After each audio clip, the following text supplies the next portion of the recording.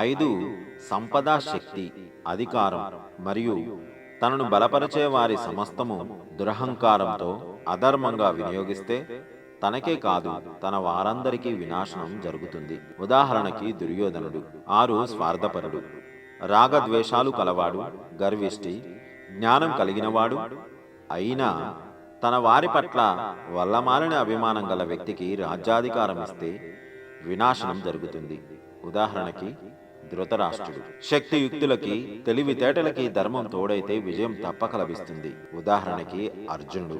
8 ఒక మంచి శత్రువుని కంటే చెడ్డ మిత్రుడు వినాశకరం. ఉదాహరణకి శకుని. 9 నీవు నైతిక విలువలు పాటిస్తూ సక్రమ మార్గంలో ప్రయాణం చేస్తూ నీ ధర్మం నువ్వు చేస్తూ ఉంటే ఏ శక్తి నీకు నీ వాళ్ళకి హాని చేయదు. ఉదాహరణకి యుధిష్ఠిరుడు. 10 అందరి బంధువైనా అన్నీ తెలిసినా చివరికి ధర్మమే గెలుస్తుంది కాబట్టి ధర్మాత్ములకి తోడు ఉండడమే భగవంతుడి కర్తవ్య ధర్మం కూడా.